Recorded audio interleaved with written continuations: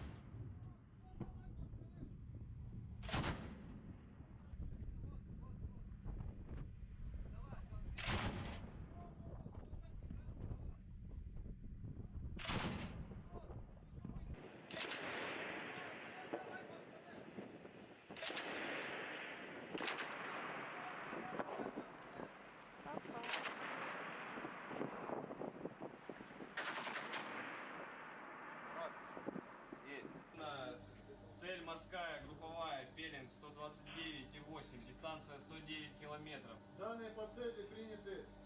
Требовая задача решена. Есть достигаемость цели. КП-2, залп.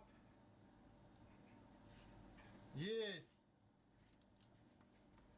Первая вышла. Вторая вышла. Третья вышла. Ракеты в воздухе, залп произведен.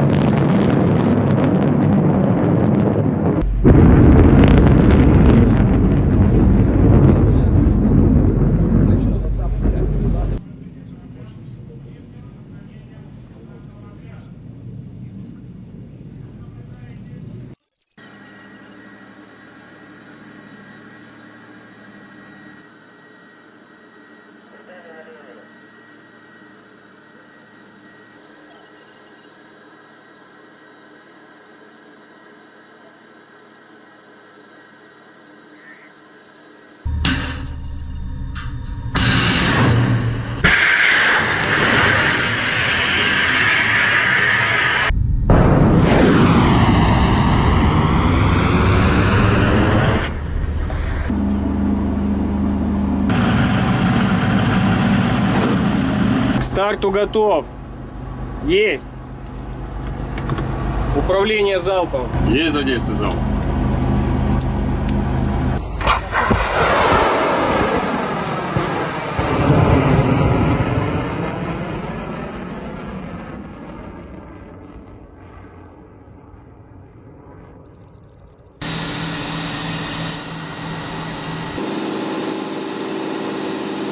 Включить цепи старта.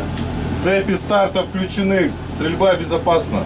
Принял. Третий старт. Есть старт.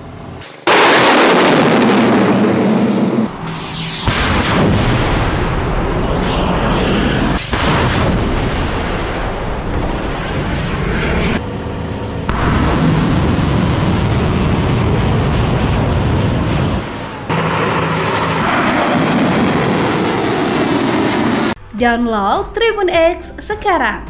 Menghadirkan lokal menjadi Indonesia.